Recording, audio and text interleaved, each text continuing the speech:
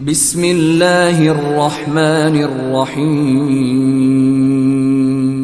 السلام علیکم پیارے دوستوں، جنت کیسی دکھتی ہے اور جنت میں ہمیں کیا کیا ملے گا، اس ویڈیو میں ڈیٹیلز میں دیکھیں گے۔ جنت کی وسعت کا حقیقی ادراک نہ صرف مشکل بلکہ ناممکن ہے۔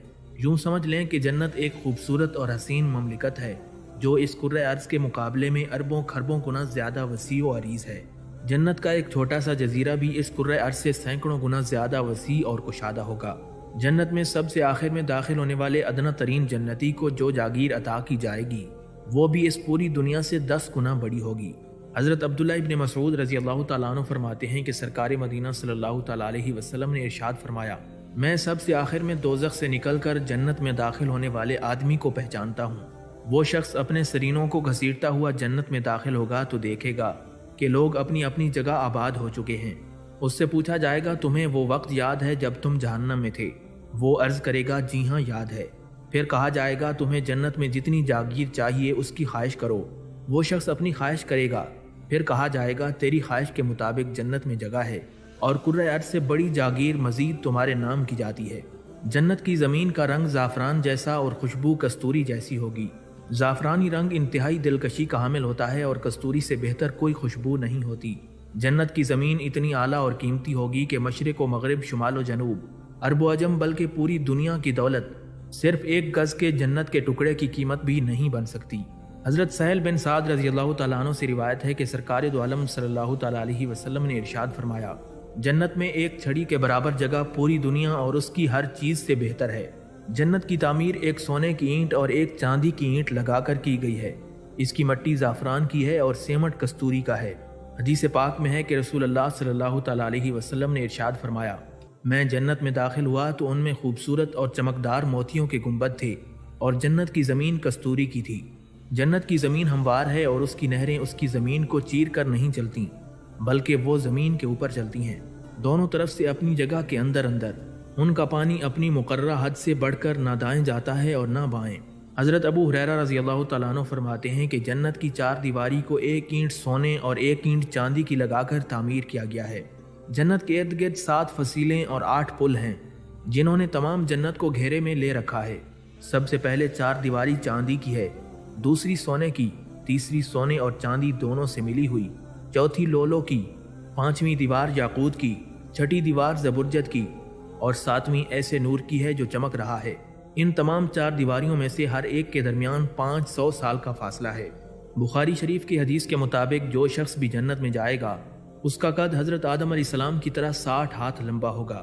شروع میں تمام انسانوں کے قد 60 ہاتھ تھے، بعد میں آہستہ آہستہ گھٹتے گئے یہاں تک کہ موجودہ حالت پر آ گئے۔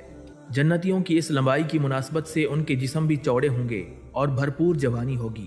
حضرت معاذ بن جبل رضی اللہ تعالیٰ عنہ سے روایت ہے کہ حضور اکرم صلی اللہ تعالیٰ علیہ وسلم نے فرمایا، جب اہل جنت کی طرف جائیں گے تو ان کے جسم بالوں سے صاف ہوں گے، مسیں بھیگ رہی ہوں گی مگر داڑھی نہیں نکلی ہوگی۔ جنتیوں کے جسم گورے، آنکھیں سرمگیں اور عمریں 30 یا 33 سال کی ہوں گی۔ جنتیوں کے چہرے حسن و دلکشی کی وجہ سے چاند ستاروں کی طرح چمک دمک رہے ہوں گے۔ جنت میں جانے والے پہلے گروہ کے چہرے 14ویں رات کے چاند کی طرح چمکیں گے، دوسرے گروہ کے چہرے آسمان پر چمکدار خوبصورت ستاروں کی طرح چمک دمک رہے ہوں گے۔ یہ جنتی نہ حاجت کریں گے، نہ تھوک پھینکیں گے اور نہ ہی ان کے ناک میں غلاظت ہوگی۔ ان کی کنگھیاں سونے کی ہوں گی اور ان کا پسینہ کستوری کا ہوگا اور ان کی بیویاں حوریں ہوں گی۔ جنتی لوگوں کے اخلاق ایک ہی آدمی کے خلق جیسے ہوں گے اور ان کی صورت اپنے والد ماجد حضرت آدم علیہ السلام کی صورت پر ہوں گی۔ جب یہ جنتی کارواں اپنی منزل پر پہنچ جائے گا تو امیر کارواں نبی آخر الزمان حضرت محمد مصطفیٰ صلی اللہ تعالیٰ علیہ وسلم دروازے پر دستک دیں گے۔ جنت کا دربان عرض کرے گا، کون ہے؟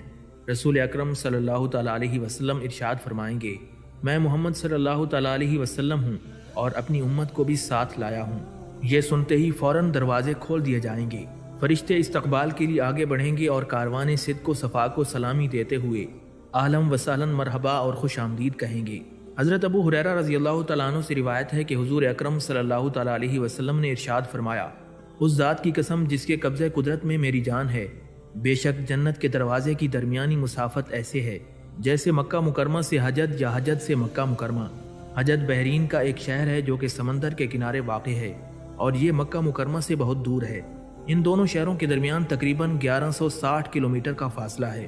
حضور نبی کریم صلی اللہ تعالیٰ علیہ وسلم نے سمجھانے کے لیے مثالاً فرمایا کہ حجت بہت دور ہے اور مکہ اور حجت کے درمیان بہت زیادہ فاصلہ ہے۔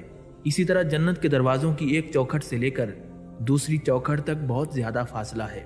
حضرت ابو سعید خدری رضی اللہ تعالیٰ عنہ سے روایت ہے کہ حضور اکرم صلی اللہ تعالیٰ علیہ وسلم نے ارشاد فرمایا، جنت کے دروازوں کا درمیانی فاصلہ تقریباً 40 سال کے سفر کے برابر ہے۔ ناظرین، جنت کے بڑے بڑے 8 دروازے ہوں گے اور ہر دروازے کے درمیان جو چوڑائی ہوگی اس کا اندازہ کرنا مشکل ہے۔ حضرت ابن مسعود رضی اللہ تعالیٰ عنہ سے روایت منقول ہے کہ جنت کے 8 دروازے ہیں، ان میں سے 7 دروازے بند ہیں اور ایک توبہ والوں کے لیے کھلا ہے۔ جب قرب قیامت سورج مغرب سے طلوع ہوگا تو پھر وہ دروازہ بھی بند کر دیا جائے گا۔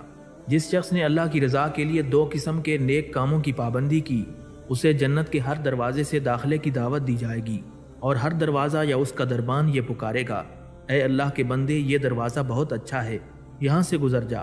نماز کی پابندی کرنے والے کو باب الصلاۃ سے دعوت ملے گی، مجاہدین کو باب الجہاد سے داخل ہونے کی دعوت دی جائے گی، روزے داروں کو باب الریان سے آواز آئے گی اور صدقہ دینے والوں کو باب الصدقہ سے بلایا جائے گا۔ ناظرین، جنت کے درخت انتہائی خوبصورت، گھنے، سرسبز اور طویل و عریض قامت والے ہوں گے۔ جنت کے ایک درخت کے سائے میں اگر ایک گھوڑ سوار شخص 100 سال تک چلتا رہے تب بھی اسے عبور نہیں کر سکے گا۔ ان حسین درختوں اور پودوں کا یہ عالم ہوگا کہ یہ اس قدر سرسبز اور شاداب ہوں گے گویا ان کی رنگت سیاہی مائل نظر آئے گی۔ جنت کے دل فریب، خوبصورت، سرسبز و شاداب، جمیل اور طویل و عریض درختوں کے تنے خالص سونے کے ہوں گے۔ حضرت عبداللہ ابن عباس رضی اللہ تعالیٰ عنہ سے روایت ہے کہ حضور نبی کریم صلی اللہ تعالیٰ علیہ وسلم نے جنت کی کھجور کی دلکشی بیان کرتے ہوئے فرمایا، جنت کی کھجوروں کے تنے سبز زمرد کے ہوں گے اور ٹہنیوں کی جڑیں سرخ سونے کی ہوں گی۔ جنتیوں کے لباس اور جبے بھی اسی سے تیار کیے جائیں گے۔ ان کھجوروں کا پھل مٹکے یا ڈول کے برابر ہوگا، جو دودھ سے زیادہ سفید، شہد سے زیادہ میٹھا اور مکھن سے زیادہ نرم و ملائم ہوگا۔ جنت میں ہر موسم کے پھل ایک ہی وقت میں دستیاب ہوں گے اور انہیں حاصل کرنے کے لیے کسی تگ و دو کی ضرورت نہیں ہوگی۔ جیسے ہی اہل جنت کے دل میں خیال آئے گا کہ وہ کسی پھل کو کھانے کا ارادہ کریں تو وہ درخت خود بخود ان کے سامنے اپنے پھل اور ٹہنیاں جھکا دے گا اور جنتی اٹھتے بیٹھتے چلتے پھرتے غرض جب چاہیں گے، جس حالت میں چاہیں گے، ان درختوں سے پھل حاصل کر سکیں گے۔ ان شیریں خوش ذائقہ پھلوں میں سے کسی پھل کا ایک خوشہ اگر دنیا میں آ جائے تو زمین و آسمان کی ساری مخلوقات کے کھانے سے بھی کبھی ختم نہ ہو۔ چنانچہ ایک مرتبہ رسول اللہ صلی اللہ تعالیٰ علیہ وسلم نے ارشاد فرمایا، میرے سامنے جنت، اس کے پھل پھول، سرسبزی و شادابی اور اس کی ساری نعمتیں پیش کی گئیں۔ میں نے ان میں سے ایک خوشہ تمہارے لیے لینا چاہا لیکن روک دیا گیا۔ اگر میں تمہارے لیے وہ خوشہ لے لیتا تو زمین و آسمان کی ساری مخلوق اسے کھاتی لیکن وہ کبھی بھی ختم نہ ہوتا۔ حضرت ابو سعید خدری رضی اللہ تعالیٰ عنہ سے روایت ہے کہ رسول اکرم صلی اللہ تعالیٰ علیہ وسلم نے ارشاد فرمایا، تم جب بھی اللہ رب العزت سے جنت مانگو تو جنت الفردوس ہی مانگو، کیونکہ وہ سب سے اعلیٰ اور بہترین جنت ہے۔ اس کے اوپر اللہ رب العزت کا عرش معلیٰ ہے اور جنت کی تمام نہریں بھی اسی جنت الفردوس سے جاری ہوتی ہیں۔ جنت میں پانی کا سمندر، دودھ کا سمندر، شہد کا سمندر اور پاک شراب کا سمندر ہے۔ پھر ان تمام سمندروں سے بے شمار نہریں نکلتی ہیں۔ جنت میں ویسے تو بے شمار نہریں ہوں گی جن کو گننا مشکل اور ناممکن ہوگا۔ احادیث مبارکہ میں جنت کی 5 خوبصورت اور مشہور ترین نہروں کا ذکر ملتا ہے، جن میں نہر کوثر، نہر حیات، نہر لبن، نہر شراب اور نہر شہد شامل ہیں۔ جنت میں موجود سونے چاندی کے کناروں، یاقوت و مرجان اور موتیوں کے سنگریزوں والی یہ خوبصورت اور بے مثال نہر، جسے نہر کوثر کہا جاتا ہے، اللہ تبارک و تعالیٰ کی طرف سے اپنے محبوب حضرت محمد مصطفیٰ صلی اللہ تعالیٰ علیہ وسلم کو بطور تحفہ عطا فرمائی گئی۔ چنانچہ ارشاد نبوی ہے، کوثر جنت میں ایک نہر ہے جس کے دونوں کنارے سونے کے اور اندرونی حصہ یاقوت اور موتیوں کا ہے۔ نہر کوثر کی مٹی کستوری سے زیادہ خوشبودار، پانی شہد سے زیادہ شیریں، برف سے زیادہ سفید اور شفاف ہے۔ جنت کی نہروں میں صرف پانی ہی نہیں بلکہ دودھ، شراب اور شہد بھی بہے گا اور یہ نہریں ہمیشہ جاری رہیں گی۔ یہ نہریں ایسی ہوں گی کہ ان کے ذائقے میں کبھی بھی فرق نہیں ہوگا۔ پانی کی نہر ایسی ہوگی کہ اس میں سے کبھی بھی بدبو نہیں آئے گی۔ دودھ کی نہر ایسے ذائقے والی ہوگی کہ جنتی لوگ پیتے جائیں گے اور چھوڑنے کو دل نہیں کرے گا۔ اس کے باوجود بھی اس نہر کے دودھ میں فرق نہیں آئے گا۔ شراب کی نہریں ایسی ہوں گی کہ اس شراب کے پینے سے دنیا کی شراب کی طرح غصہ اور غنودگی نہیں چھائے گی۔ جنت کی شراب انتہائی خوشبودار اور لذیذ ہوگی۔ جنت میں خوبصورتی اور دلکشی کی انتہا ہو جائے گی۔ قلب و نظر کی تسکین کے لیے جگہ جگہ سے ہر دم پھوٹتے چشمے اور گنگناتی آبشاریں بھی رواں دواں ہوں گی۔ قرآن مجید میں جنت کے 3 خوبصورت اور دل موہ لینے والے چشموں کا ذکر کیا گیا ہے، جن میں کافور، سلسبیل اور تسنیم شامل ہیں۔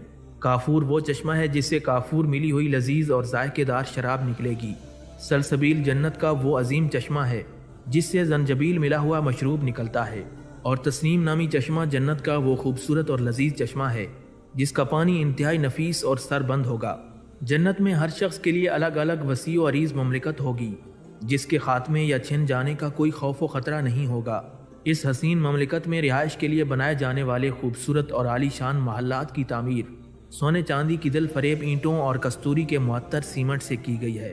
جنت کے محلات اس قدر بڑے اور کشادہ ہوں گے کہ ان میں نصب ایک ایک خیمے کا طول و عرض 60 میل ہوگا، جو کسی جوڑ کے بغیر ہیروں کو کرید کر بنائے جائیں گے۔ محلات میں جگہ جگہ چمکتے دمکتے فانوس اور سونے کی انگیٹھیاں ہوں گی، جن سے عود کی مشہور کن خوشبو نکل کر سارے محلات کی فضا کو معطر کر دے گی۔ یہ بنگلے، کوٹھیاں، محلات اور باغات اس قدر صاف اور شفاف ہوں گے کہ ان کے اندر سے باہر کی ہر چیز اور باہر سے اندر کی ہر چیز صاف و شفاف نظر آئے گی۔ ایسے عالی شان محلات میں اہل جنت عیش و عشرت اور آرام کی زندگی بسر کریں گے۔ جنت میں اللہ تبارک و تعالیٰ اپنے نیک اور فرما بردار بندوں کو انتہائی نرم و نازک ریشمی ملبوسات اور دلکش زیورات سے آراستہ کرے گا۔ جنت کے لباس اور زیورات ایسے عمدہ اور حسین ہوں گے جو کبھی کسی بادشاہ نے خواب میں بھی نہیں دیکھے ہوں گے۔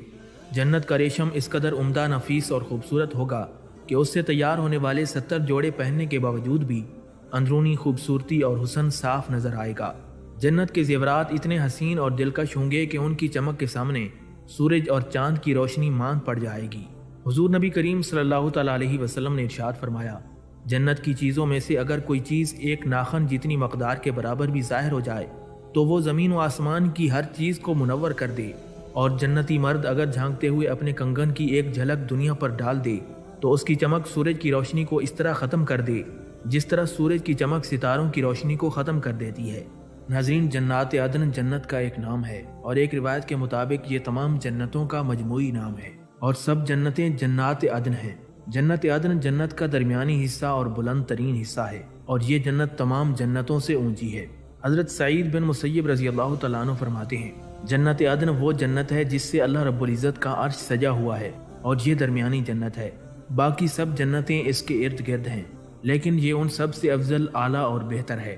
جنت الماوا، ماوا عربی میں ٹھکانے کو کہتے ہیں، اور چونکہ یہ جگہ مسلمانوں کا اصلی ٹھکانہ ہے اس لیے اسے جنت الماوا کہا جاتا ہے۔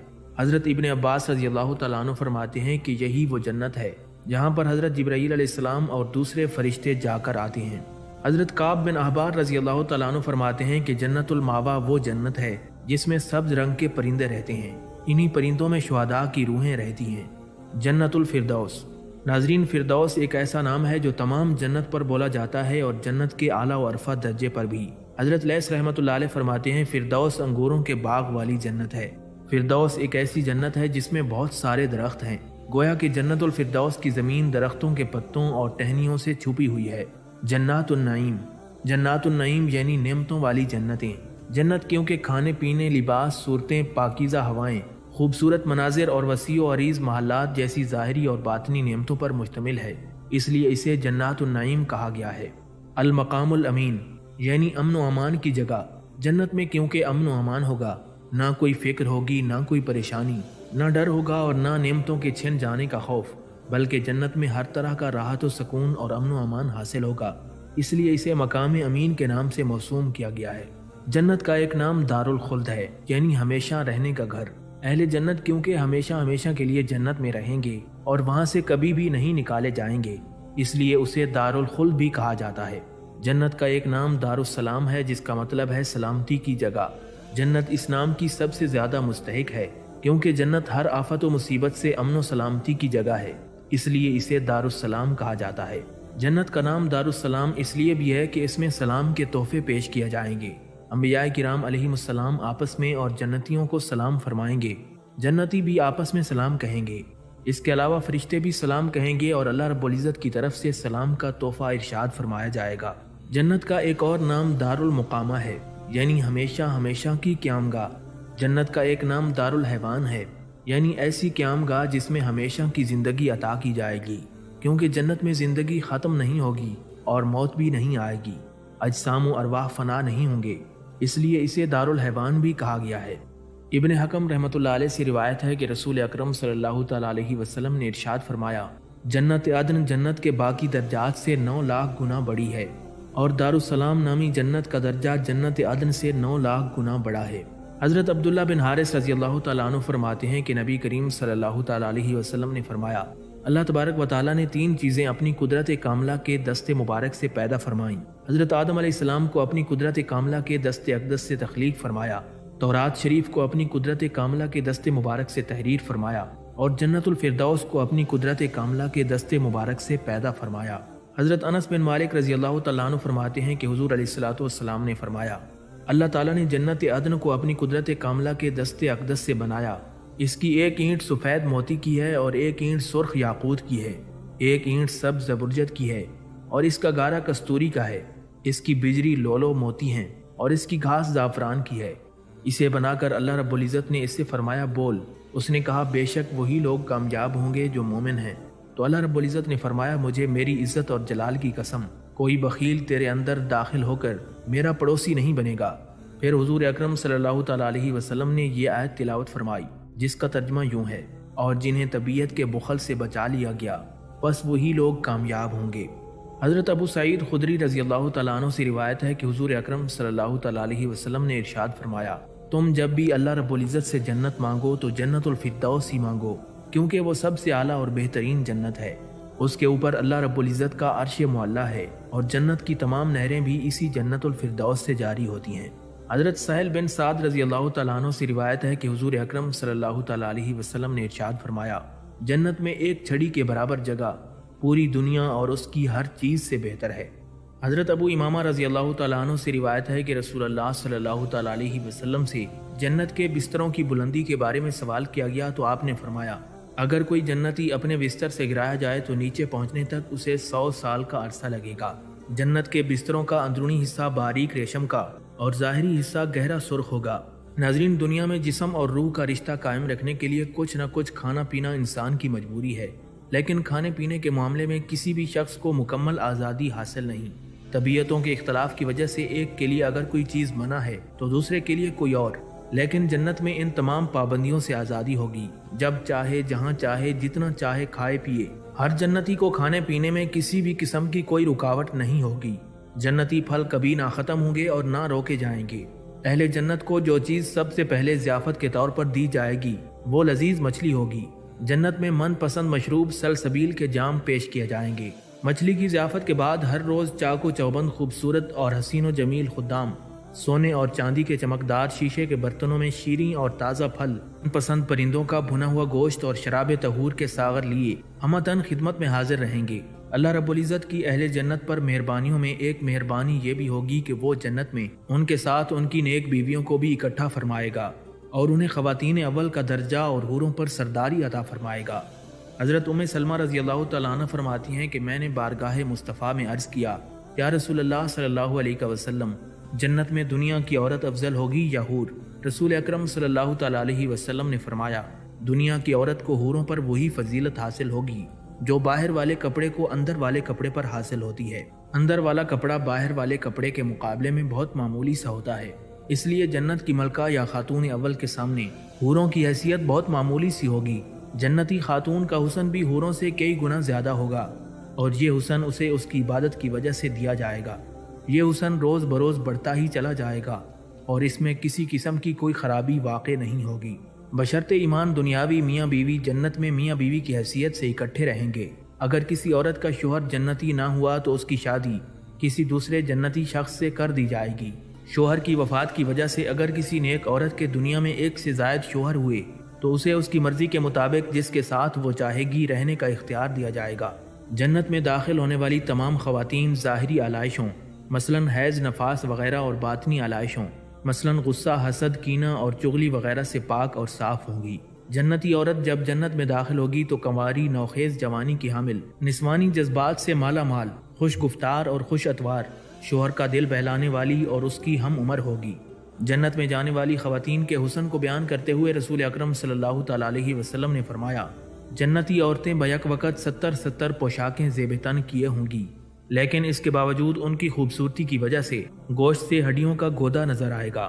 حضرت انس بن مالک رضی اللہ تعالیٰ عنہ سے روایت ہے کہ سرکار مدینہ صلی اللہ تعالیٰ علیہ وسلم نے جنت کی خواتین کی خوبصورتی اور خوشبو کا ذکر کرتے ہوئے فرمایا، اگر جنت کی عورتوں میں سے کوئی عورت دنیا میں جھانک لے تو اپنے حسن کی جھلک سے مشرق و مغرب کے درمیان ہر چیز کو منور کر دے اور اپنی خوشبو سے پوری دنیا کو معطر کر دے۔ ناظرین، جنت میں نیک بیویوں کے علاوہ مومنین کو اللہ تعالیٰ کی طرف سے 80,000 خدام اور 72 حوریں عطا کی جائیں گی۔ جنت کی حوریں نہایت خوبصورت اور خوبرو، سرمگی آنکھوں، سرخ و سفید رنگت اور ایسے چمکدار موتیوں کی طرح ہوں گی جن کا صحیح بیان صرف اللہ رب العزت اور اس کے رسول صلی اللہ تعالیٰ علیہ وسلم ہی کر سکتے ہیں۔ چنانچہ اللہ تبارک و تعالیٰ قرآن مجید کی سورہ واقعہ کی آیت نمبر 22 میں ارشاد فرماتا ہے، اور بڑی آنکھ والی حوریں جیسے چھپے رکھے ہوئے موتی ہوں۔ شرمیلی نگاہوں والی شرم و حیا کی پیکر حوروں کو جنتیوں کے نکاح میں آنے سے پہلے کسی نے چھوا تک نہیں ہوگا۔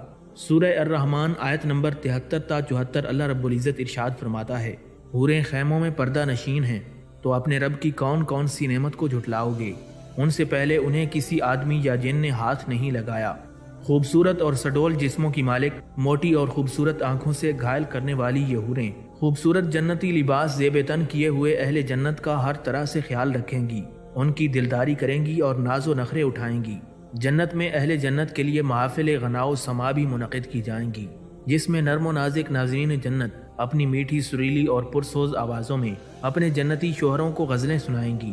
ان غزلوں کے چند مصرے یہ ہیں، ہم حسین اجسام اور عادات والی حوریں ہیں، ہم نیک اور کریم النفس خاوندوں کے لیے پیدا کی گئی ہیں، ہم ہمیشہ رہنے والی ہیں اور ہمیں کبھی بھی موت نہیں آئے گی، ہم امن و سکون فراہم کرنے والیاں ہیں اور ہم سے کسی قسم کے ضرر کا اندیشہ نہیں، ہم ساتھ نبھانے والیاں ہیں اور کبھی چھوڑ کر نہیں جائیں گی۔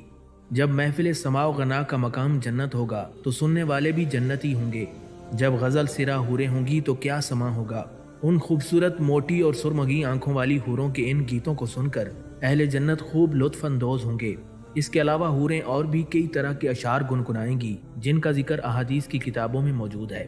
ام المومنین حضرت ام سلمہ رضی اللہ تعالیٰ عنہ فرماتی ہیں کہ میں نے عرض کیا، یا رسول اللہ صلی اللہ علیہ وسلم، اللہ رب العزت کے ارشاد حور عین کے متعلق مجھے کچھ بتائیں۔ نبی علیہ الصلوۃ والسلام نے فرمایا، حور کا معنی سفید اور عین کا معنی موٹی آنکھوں والی، سیاہ اور سفید آنکھوں والی گدھ کے پروں کی طرح۔ میں نے عرض کیا، یا رسول اللہ صلی اللہ علیہ وسلم، مجھے ارشاد خداوندی کا انہم لؤلؤ مکنون کے بارے میں وضاحت کریں۔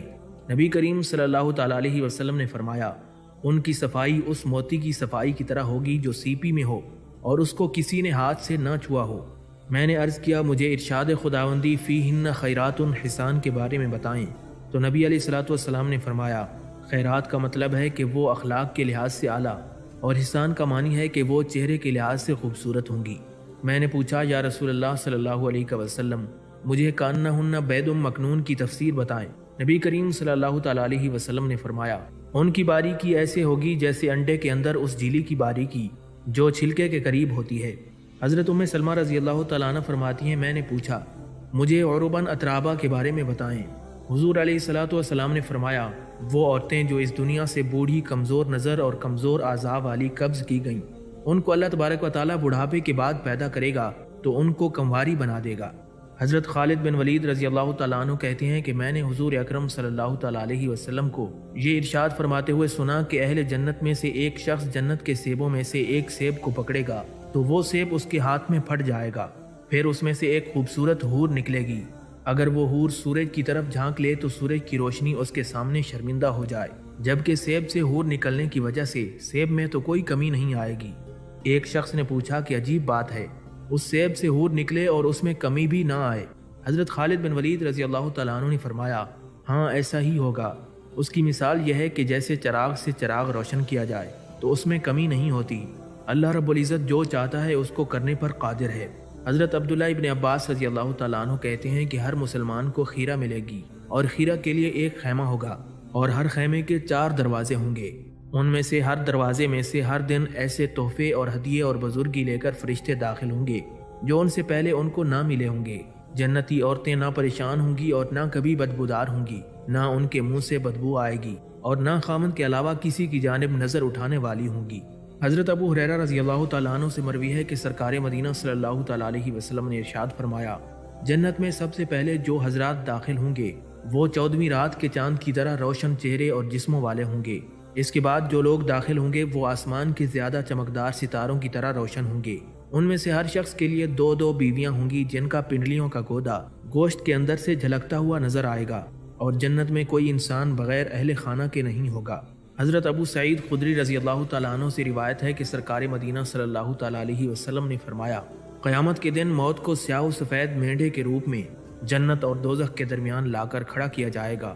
پھر بلند آواز سے پوچھا جائے گا، اے جنت والو، کیا تم اسے جانتے ہو؟ جنتی لوگ اپنی گردنیں لمبی کر کے دیکھتے ہوئے کہیں گے، ہاں یہ موت ہے۔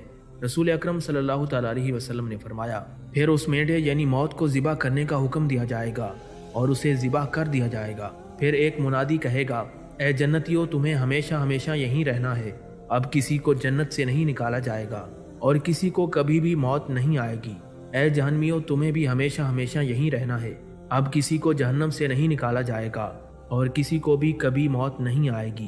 جنتی لوگ اس موقع پر اتنے خوش ہوں گے کہ اگر ان کے بس میں ہوتا تو وہ خوشی سے مر جاتے، اور جہنمی لوگ اس موقع پر اس قدر غمناک ہوں گے کہ اگر ان کے اختیار میں ہوتا تو وہ غم سے مر جاتے۔ ناظرین، ساقی کوثر شافع محشر احمد مجتبی جناب محمد مصطفیٰ صلی اللہ تعالیٰ علیہ وسلم نے ایمان کامل اور اعمال صالحہ کی ادائیگی کو جنت میں داخل ہونے کا سبب قرار دیا ہے۔ ایمان والوں اور نیک اعمال کے مالکوں کو جنت کی خوشخبری سنائی ہے۔